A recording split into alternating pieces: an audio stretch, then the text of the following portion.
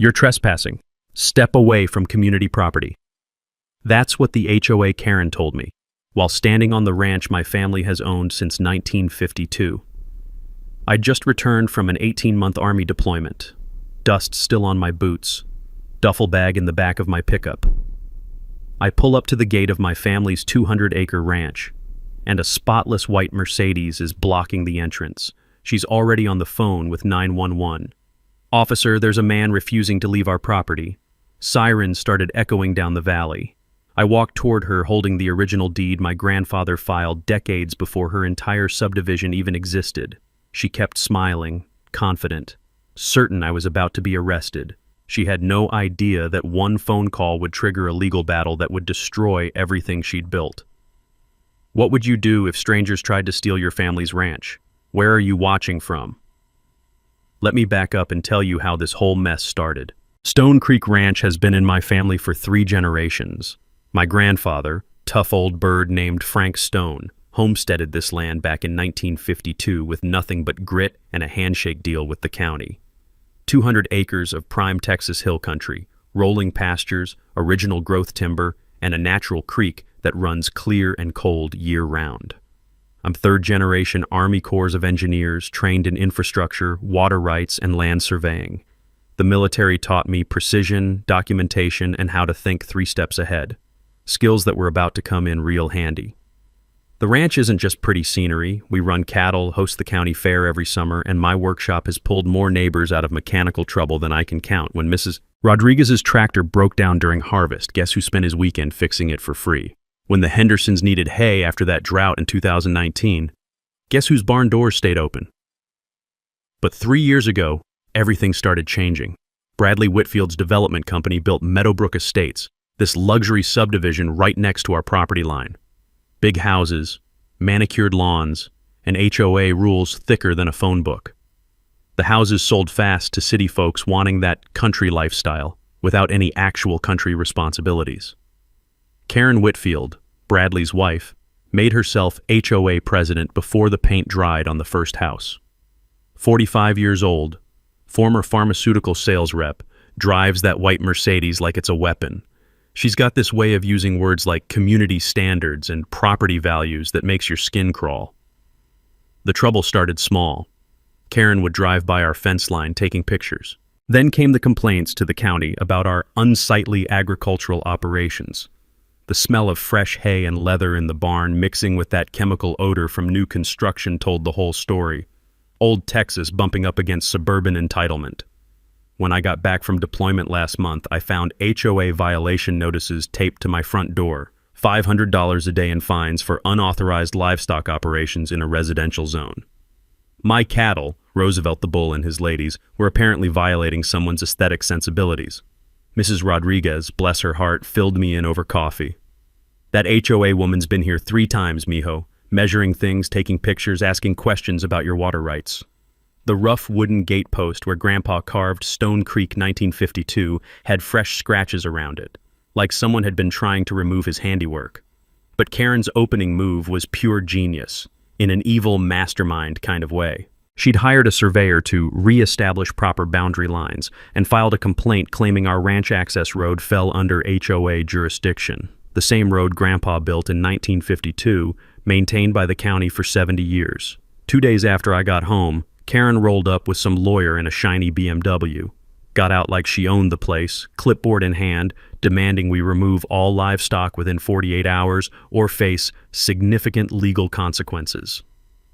I stood there in my work jeans and boots, looking at this woman in her business suit telling me to get rid of cattle that had been grazing this land since before she was born. Roosevelt, my prize bull, chose that exact moment to lumber over to the fence and stare at her Mercedes like it had personally offended him. "Ma'am," I said, keeping my voice level, "this ranch has been operating under agricultural exemption since 1952. We're grandfathered under county zoning." Karen's smile got sharper. "Not according to our community attorney. This entire area is now residential. Your little hobby farm is bringing down property values for legitimate homeowners." Hobby farm. 70 years of Stone family sweat and sacrifice, and she called it a hobby farm. As they drove away, kicking up dust with their fancy cars, I knew this wasn't going to end quietly. Karen had just declared war on the wrong veteran. Karen didn't waste time escalating. Within a week, she'd filed formal complaints with the county claiming our ranch violated residential zoning laws.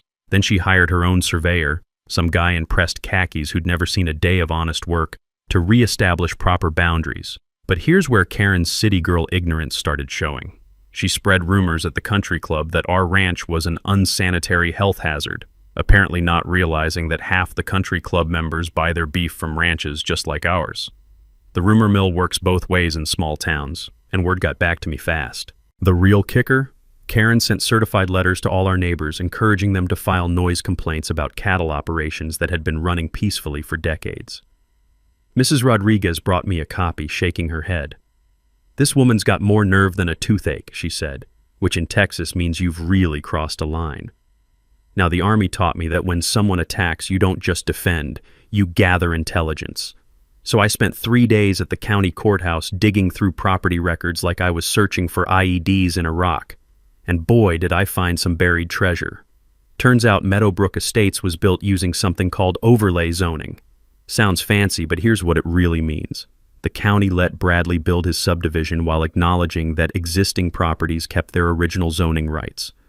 Our ranch maintained its agricultural exemption, grandfathered from 1952. Karen's neighborhood was basically built around us, not over us. But the real bombshell was in the original county planning meeting minutes from 2019. Bradley Whitfield himself argued that keeping the ranch would add rustic charm and authentic character to the community. He literally used our ranch as a selling point to buyers, then sent his wife to harass us out of existence. I called Nolan McCarthy, our family attorney and a guy who's been fighting property battles since before Karen was born. Retired county prosecutor, knows where all the legal bodies are buried. When I showed him the documents, he started grinning like a kid on Christmas morning. "Son," he said, "you've got them dead to rights, but let's do this properly." We ordered a new professional survey using the original 1952 boundary markers. Iron pins Grandpa drove himself, still there after 70 years. The results were beautiful. Not only was our agricultural exemption rock solid, but Karen's precious community entrance with its fancy stone pillars and HOA signs was built 15 feet onto our property. 15 feet of illegal trespass, decorated with their own violation notices. I filed the trespass notice on a Tuesday. By Thursday, Karen showed up with a county inspector demanding an immediate cattle inspection. She had this satisfied look, like she was about to spring some trap. "Ma'am," the inspector said, looking confused as he reviewed our paperwork, "this ranch has been here longer than the county zoning office. Everything's in perfect order." Karen's face went through about 6 different shades of red. "That's impossible. Our attorney said—" "Your attorney was misinformed," the inspector cut her off. "Agricultural exemptions don't expire just because someone builds houses nearby." That's when Karen made her first real mistake. Instead of backing down gracefully, she got personal. "I don't care what some dusty old papers say. I won't have this neighborhood turned into some backwoods cattle operation. I'll make his life miserable until he sells." The inspector actually took a step back. Threatening harassment in front of a county official? That's admitting to a crime. But my favorite part of this whole mess was Roosevelt's reaction to Karen's car horn. Every morning, she'd drive by and honk, trying to spook the cattle, I guess. But Roosevelt, being a bull with opinions, would position himself right at the fence line and just stare at her Mercedes. Not aggressive, just judgmental.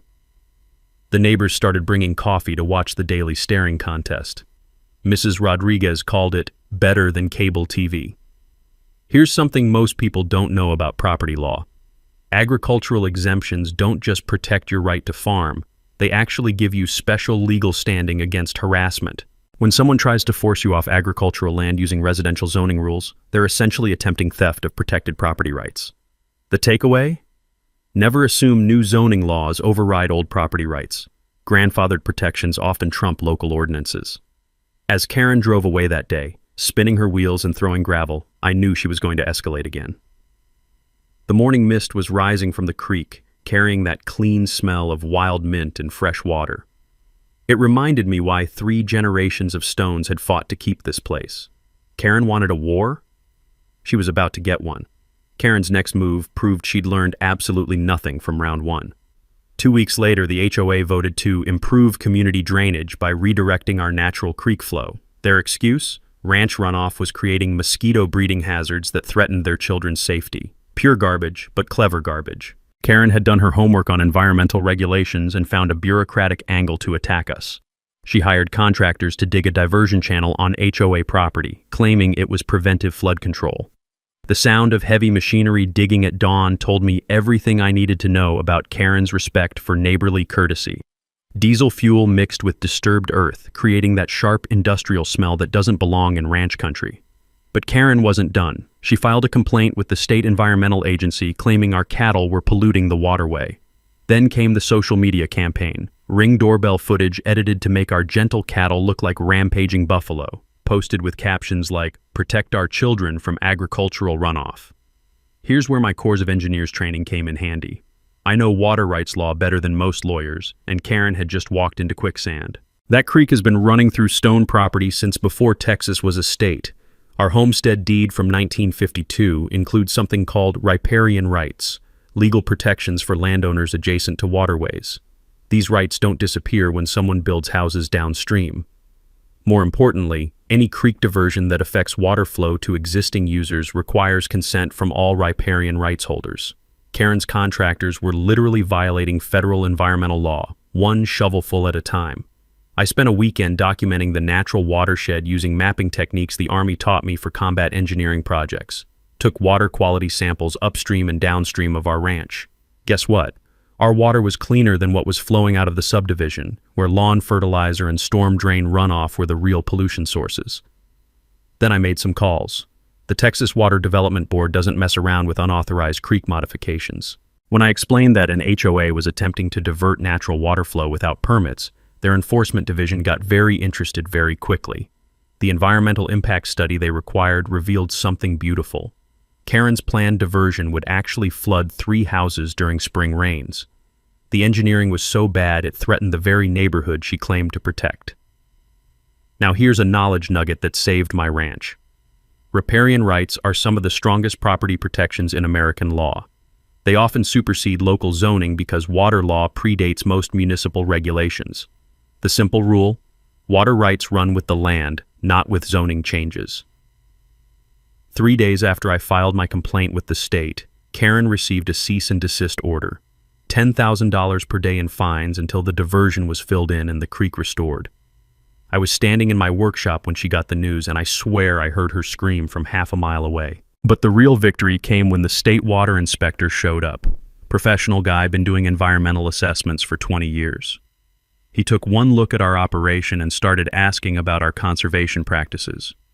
"You folks are doing everything right," he said, watching our cattle drink from the creek under the shade of 70-year-old oak trees. "This is how sustainable ranching is supposed to work." Roosevelt chose that moment to wade into the shallow water, cooling his massive bulk while dragonflies danced around his horns. Creek stones, worn smooth by decades of natural flow, clicked together under his hooves, a sound my grandfather had heard, that my father had heard, that I'd grown up with.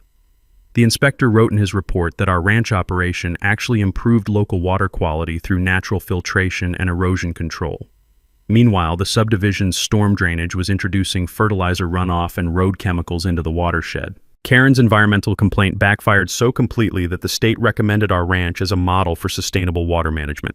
They even suggested the subdivision adopt our conservation practices. But here's what really burned Karen up. The local newspaper picked up the story. Local ranch praised for environmental stewardship, while HOA faces fines for illegal creek modification. The article included a photo of Roosevelt drinking from the crystal-clear creek, looking like the king of the countryside.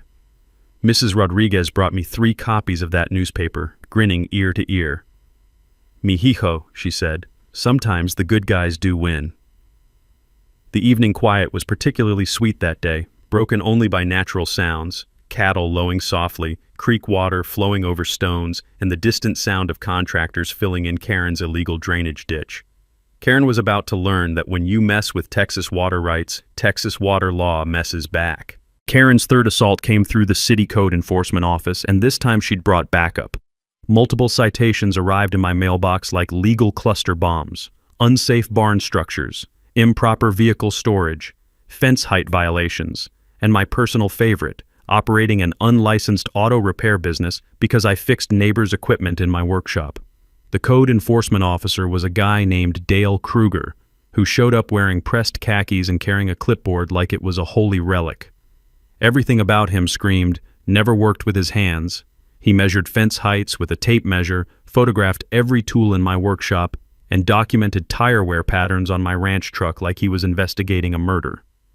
But Dale's visit revealed something interesting. Every single violation referenced residential building codes, requirements that don't apply to agricultural structures. My workshop, built to house heavy equipment, was actually safer than most suburban garages. The barn, constructed with techniques my grandfather learned building Army Corps projects, could probably survive a tornado. Here's where Karen's city background betrayed her again. Agricultural structures are exempt from residential codes under state law. My buildings were built to agricultural standards, which are often stricter than residential requirements because they have to handle heavy machinery and livestock. While Dale was busy measuring things that didn't matter, Karen was spreading rumors about my military service. She'd somehow found records of a disciplinary action from my deployment. What she didn't mention was that I'd refused an illegal order to falsify engineering reports in a combat zone. The Army backed my decision, but Karen presented it as evidence of anger management issues and failure to follow civilian authority. The neighborhood social media went crazy. Posts warning about a dangerous individual with military weapons training living next to their children. Karen even claimed I'd threatened her with violence, which was news to me since our only interaction had been that first encounter at my gate. But here's the thing about military training. It teaches you to document everything. I had security camera footage of every encounter, recorded timestamps of every violation notice, and detailed logs of every harassment incident. When Karen's accusations reached the county sheriff, they asked for evidence. 20 minutes later, they were apologizing for wasting my time. Meanwhile, I was digging into Dale Kruger's background and found some fascinating connections. His consulting company had received a $5,000 payment from Whitfield Development just 2 months before my citations began.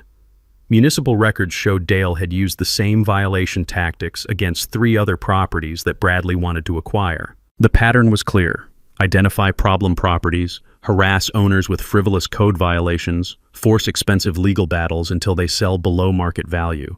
But Dale made one crucial mistake.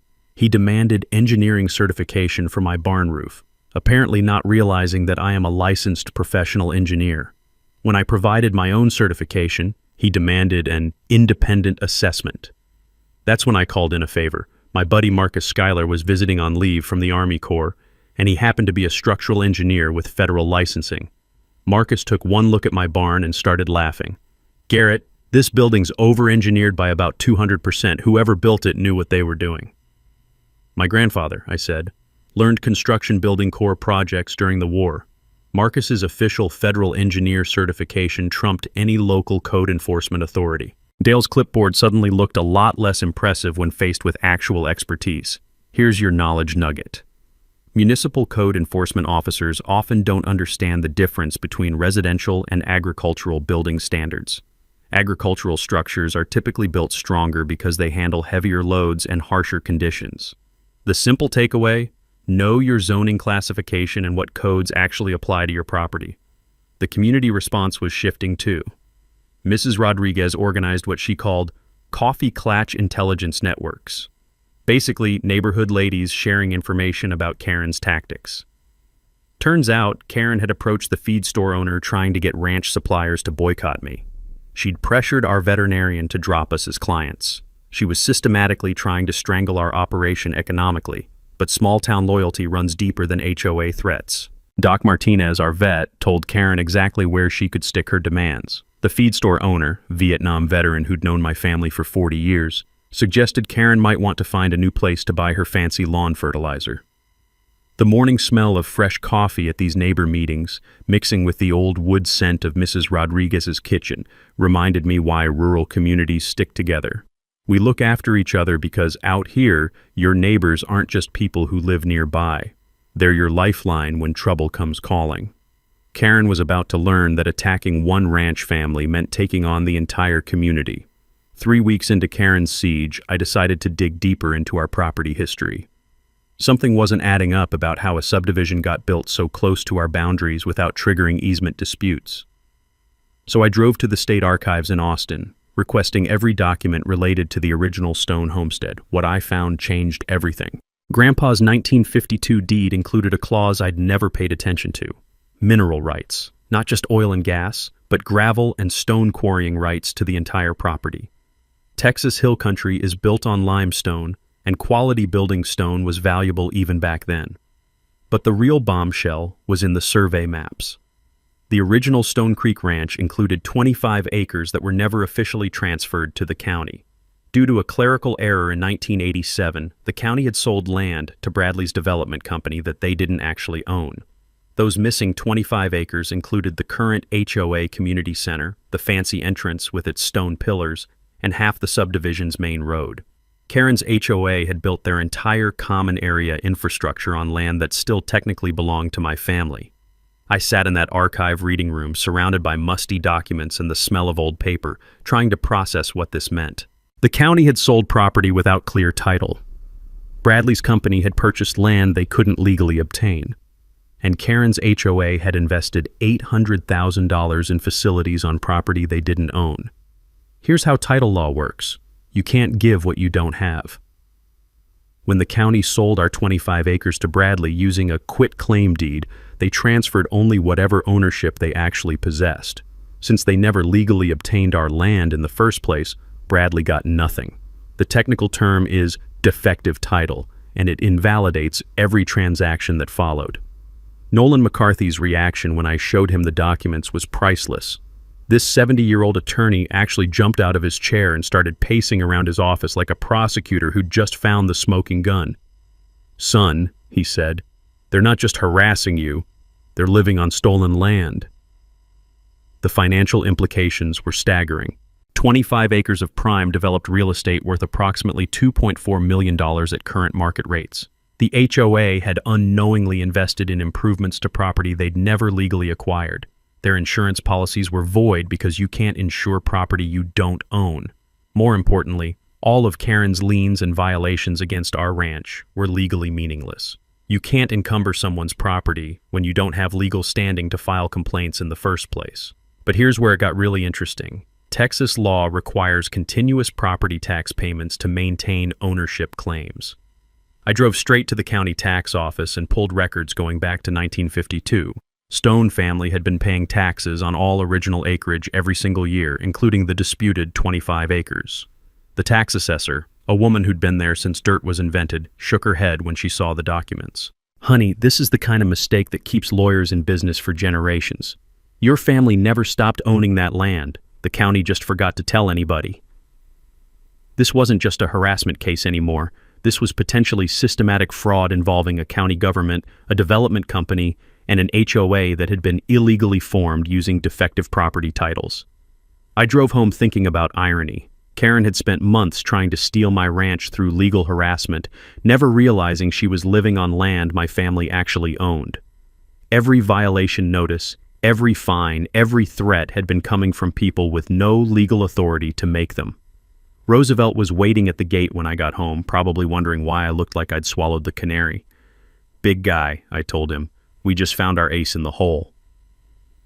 The next morning, Nolan and I spread maps across my kitchen table like generals planning a campaign. Coffee brewing, legal documents everywhere, and the sweet smell of revenge in the air. "We've got two choices," Nolan explained. "Quiet title action to establish clear ownership, or nuclear option. Demand immediate removal of all HOA structures from your land." I chose option 3. Force a public hearing where every dirty trick would be exposed under oath, with media present. Karen wanted a fight? Let's give her one she'd never forget. The plan was beautiful in its simplicity. File for quiet title action with the county, requesting a public hearing to resolve the boundary dispute. Force Karen's HOA to defend their legal standing while knowing they had none. Meanwhile, document every harassment incident until we had enough evidence to destroy them in court. But I wanted insurance. A physical demonstration that would make the property dispute impossible to ignore.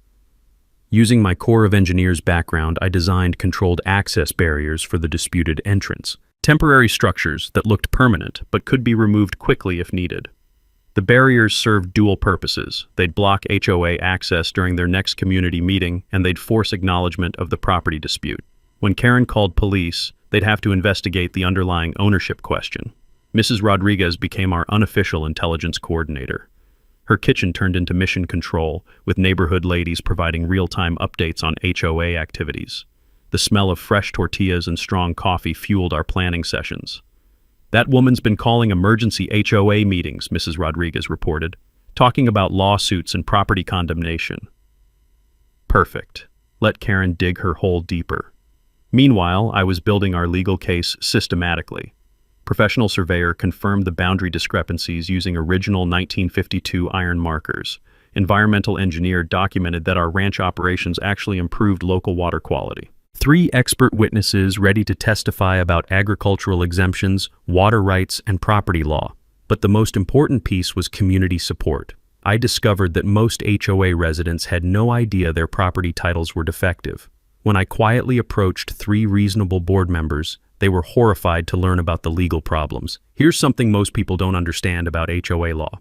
Boards have fiduciary responsibility to protect homeowner investments. When leadership pursues personal vendettas that threaten property values, they can be held personally liable for damages. The simple rule: HOA boards must act in community interest, not personal interest.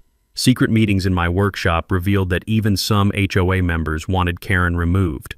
Her extremist tactics were embarrassing the neighborhood and creating legal liability for everyone. They were ready to support reasonable resolution if it protected their home investments. I spent evenings teaching neighbors about property law basics, how to research deed records, understand zoning classifications, verify boundary lines. Knowledge is power. And an educated community couldn't be manipulated by Karen's legal theater. The media strategy was crucial. Local newspaper interested in "government error creates property rights conflict" angle framed the story as innocent homeowners caught in bureaucratic mistake, with me as problem solver rather than problem creator. Channel 12 News loved the David versus Goliath narrative. Veteran family ranch threatened by suburban HOA expansion. They scheduled coverage for the county hearing, guaranteeing public scrutiny of the proceedings. But the best part was psychological warfare. I studied Karen's pattern. She escalated when publicly challenged, always doubling down instead of backing down. The county hearing would give her rope to hang herself with. Technical preparations included GPS mapping of exact disputed boundaries, engineering assessments of all structures built on our land, and detailed financial analysis of damages caused by the harassment campaign. Legal documents were ready: proposed settlement agreement offering fair ground lease to HOA, revised property deeds establishing clear boundaries, and yes, countersuit papers if Karen wanted to keep fighting. Contingency plans covered every scenario. If Karen tried sabotage, criminal charges were ready to file. If Bradley attempted legal intimidation, we had evidence of systematic fraud.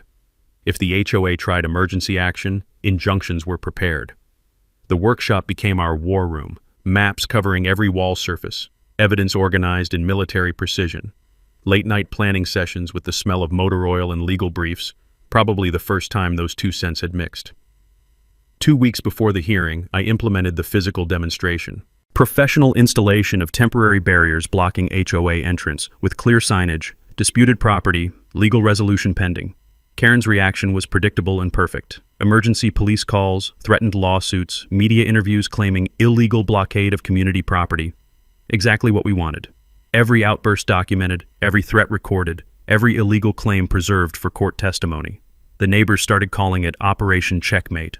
Roosevelt seemed to approve. He'd taken to standing guard near the new barriers, like he understood we were finally fighting back. 3 days until the county hearing. Karen had no idea she was walking into a trap 70 years in the making.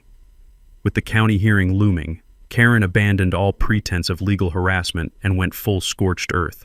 Her desperation was showing, and desperate people make stupid mistakes. First came the social media blitz. Karen created fake profiles to flood neighborhood apps with posts about dangerous military extremist threatening community safety. Edited photos made our ranch look like an environmental disaster, cattle appearing malnourished, facilities seeming run down. The problem with fake social media campaigns? Digital forensics can trace everything. Same IP address, similar writing patterns, identical posting schedules. Karen might have been good at pharmaceutical sales, but she was terrible at cybercrime. Then she targeted our business relationships. Karen pressured the feed store to stop selling us supplies, claiming we were operating illegally and threatening to sue anyone who supported criminal activity. She convinced our veterinarian's office manager to cancel our service contracts, lying about court orders that didn't exist. But small-town loyalty runs deeper than suburban threats. Doc Martinez called me personally. "Garrett, some crazy woman's trying to tell me how to run my practice. Your cattle are the healthiest in the county, and she can take her threats somewhere else." The feed store owner, Vietnam veteran Charlie Rodriguez, Mrs. Rodriguez's husband, had an even better response. He posted Karen's demands on the store bulletin board under a sign reading "Local busybodies for entertainment purposes only." Karen's economic warfare backfired spectacularly, turning local business owners against her HOA. But her dirtiest trick was the restraining order. Karen filed court papers claiming I'd stalked and threatened her, basing the entire complaint on me driving past the HOA entrance on the public road to reach my own property. The hearing was scheduled for the day before our county property hearing, clearly intended to get me arrested and force me to miss the crucial legal deadline. Karen's testimony was a masterpiece of creative fiction.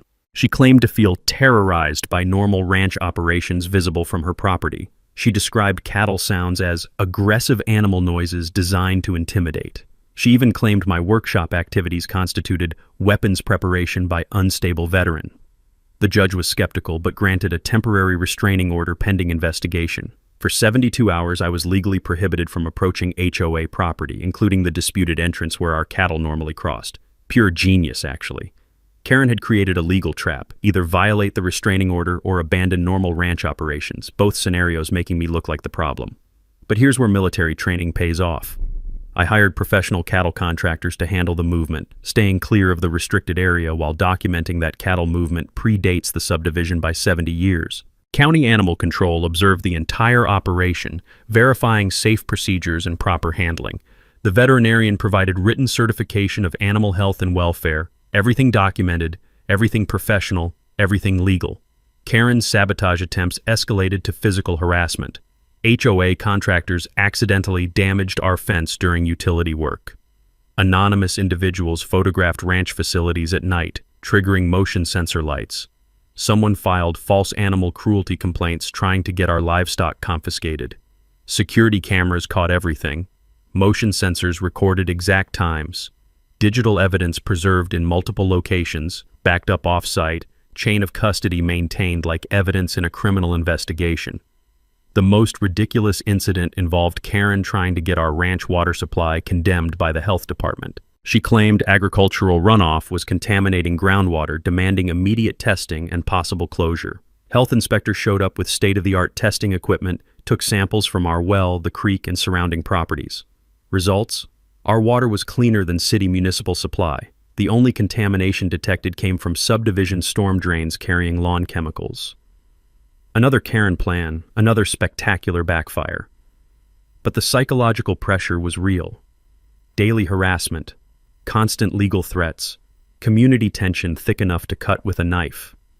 The smell of diesel exhaust from surveillance vehicles, mixed with the natural ranch scents, creating an atmosphere of siege. Mrs. Rodriguez organized neighborhood support, bringing coffee and solidarity during the worst of it. "Mi hijo," she said, "bullies count on wearing you down, but we're not going anywhere." The breaking point came when Karen hired a private investigator to dig into my military service and personal finances. The PI violated privacy laws accessing protected records, giving us grounds for criminal charges against both him and Karen. But here's what Karen didn't understand about veterans. We've faced real enemies, real danger, real consequences. Her suburban psychological warfare was amateur hour compared to actual combat stress. 3 days before the county hearing, Karen made her final desperate move. She organized a community safety rally at the disputed entrance, inviting local media to witness her courageous stand against military extremism. Perfect. Let her dig the hole even deeper. The evening quiet felt different now. Not peaceful, but pregnant with approaching storm. Roosevelt sensed the tension, staying closer to the house, protective instincts alert. Tomorrow would bring the final confrontation. Karen's desperation reached nuclear levels with her emergency community safety meeting scheduled for the morning of our county hearing. She'd invited Channel 12 News, claiming to expose government cover-up of environmental hazards and veteran extremism. The setup was pure theater. HOA community center packed with suburban residents, concerned parent talking points printed on official letterhead, and Karen positioned at a podium like she was running for office. Our children's safety is being threatened by illegal agricultural operations and an unstable individual with military weapons training, she announced to the cameras. The edited Ring doorbell footage played on a big screen. Our gentle cattle transformed into menacing beasts through creative editing. But Karen's performance had a problem. Half her audience knew it was garbage. The reasonable HOA board members sat in the back, arms crossed, clearly uncomfortable with the extremist rhetoric. Meanwhile, Bradley was implementing his own escape plan. My financial sources revealed Whitfield Development had quietly filed bankruptcy, attempting to shield personal assets from the coming fraud investigation.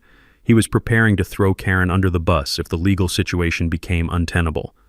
The restraining order created Karen's perfect trap. With me legally prohibited from approaching HOA property, she scheduled the media event precisely when our cattle needed to cross near the disputed entrance for their normal pasture rotation. Her plan: claim the cattle movement violated the restraining order, demand my immediate arrest, and force me to miss the county hearing from jail. Brilliant strategy if you ignore the fact that I'd anticipated exactly this move.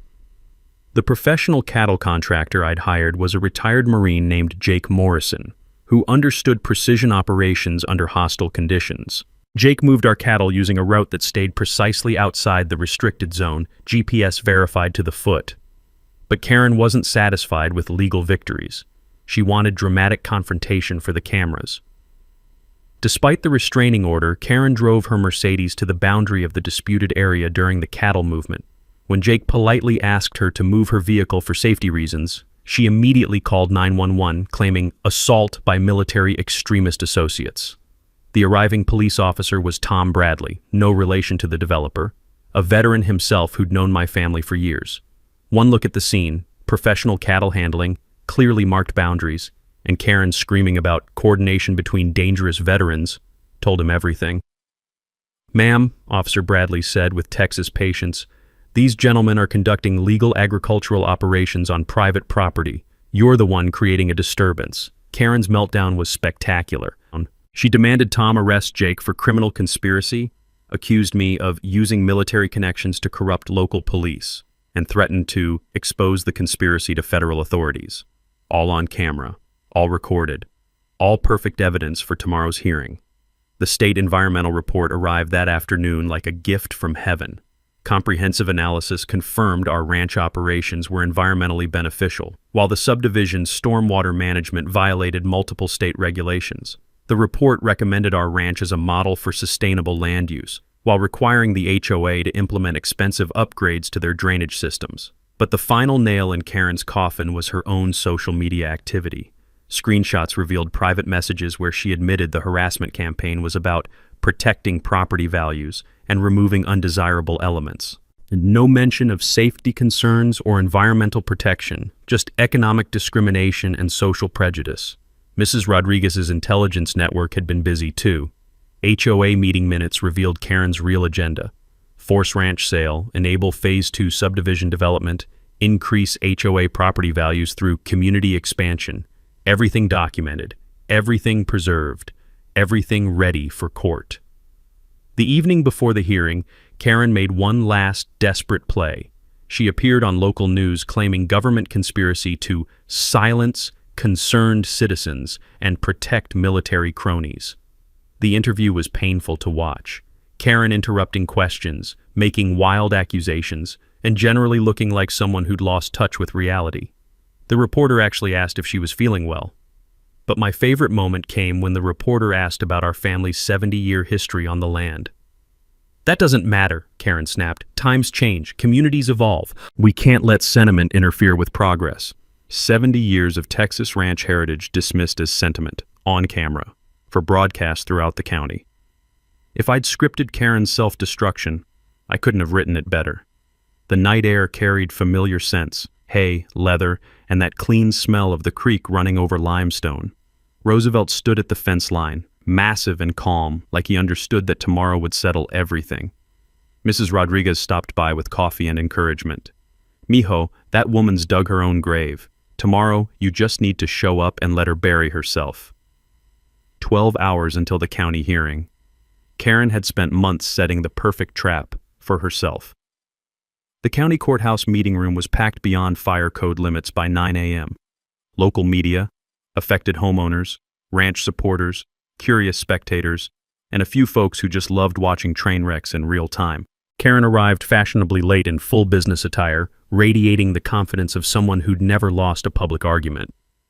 She'd brought backup, 3 HOA board members, her lawyer, and Bradley lurking in the back row like he didn't want to be associated with the proceedings.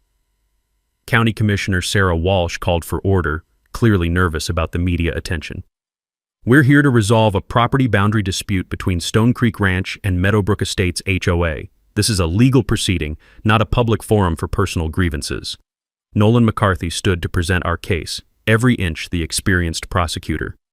Commissioners, we're here because of a 70-year-old clerical error that's resulted in systematic harassment of a Texas ranch family. The documentary evidence was devastating. Original 1952 deed with mineral rights, continuous tax payments on disputed acreage, survey maps showing HOA built on ranch property. Every document professionally mounted, clearly labeled, impossible to dismiss. But the smoking gun was the 1987 county transfer record.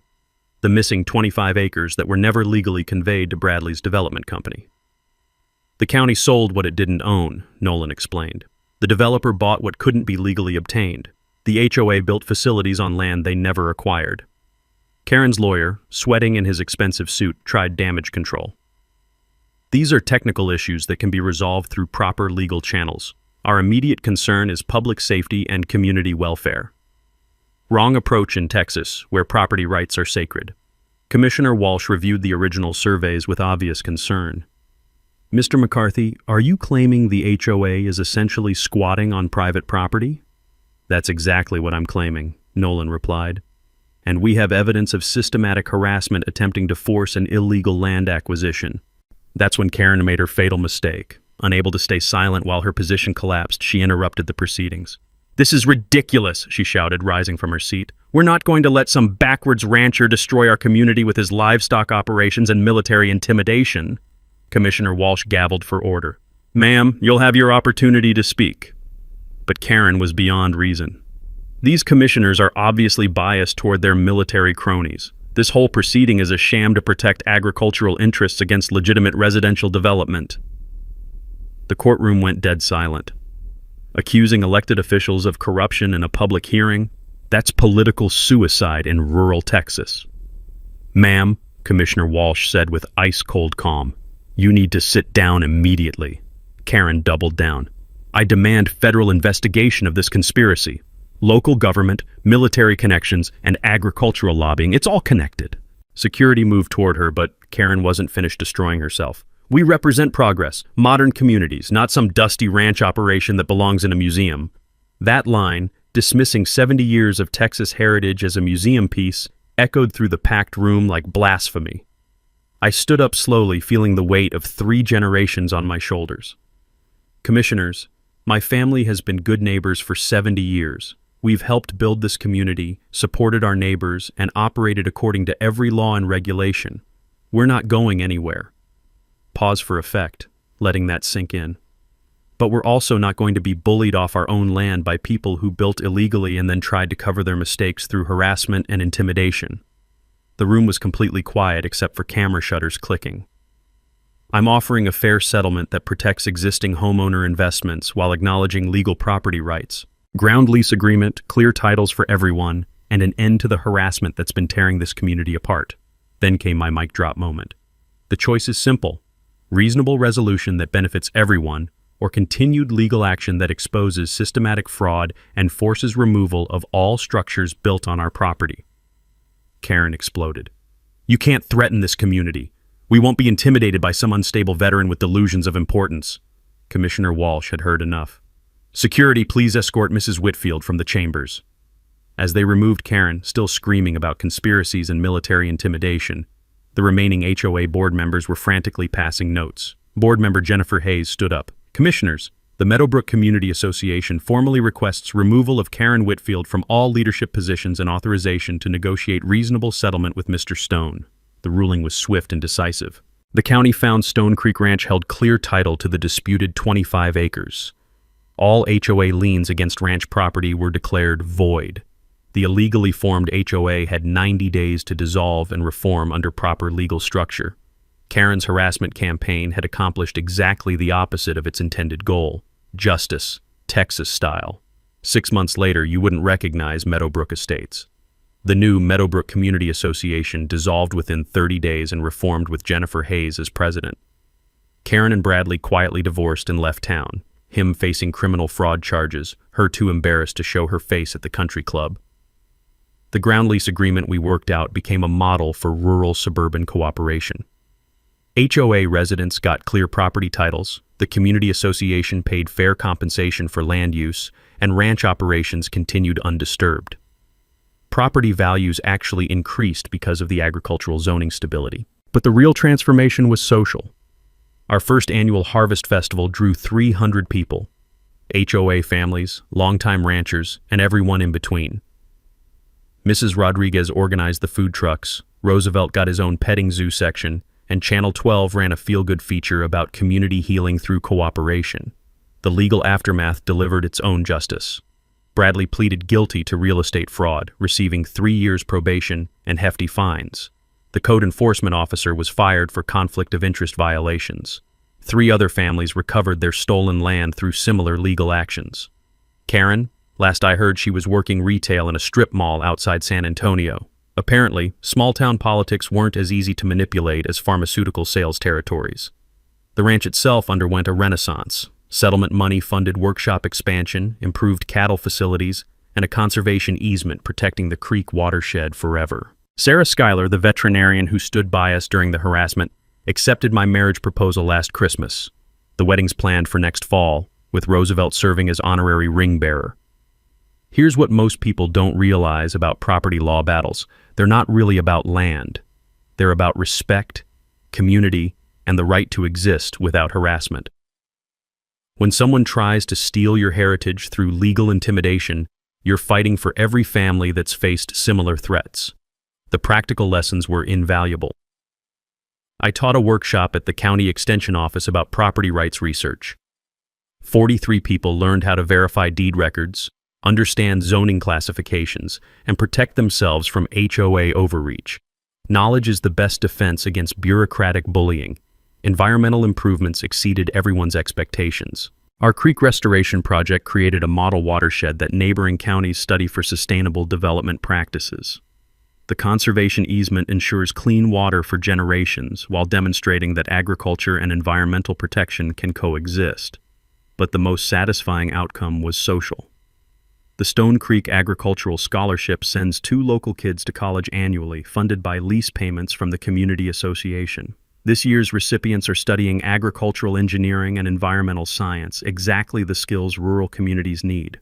Mrs. Rodriguez, now honorary ranch grandmother, teaches traditional cooking classes in our new community kitchen. Her tamales have become legendary at local events, and she's training the next generation of neighborhood cooks. The broader impact rippled through rural Texas. Counties updated their title verification procedures. Real estate developers face stricter oversight. HOAs can't simply declare agricultural operations incompatible without legal standing. 3 ranch families approached me for legal consultation after facing similar harassment. Armed with our legal precedent and documentation strategies, they resolved their disputes quickly and favorably.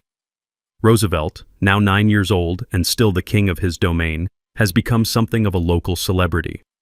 Tourists stop by to photograph the famous bull who stared down the HOA. He seems to enjoy the attention, posing patiently for selfies with visiting children. The workshop where this all started hosts monthly community meetings now. Former enemies work together on watershed protection, emergency preparedness, and supporting local agriculture. The smell of coffee and fresh hay has replaced the tension of legal battles. Looking back, Karen's harassment campaign accomplished something she never intended.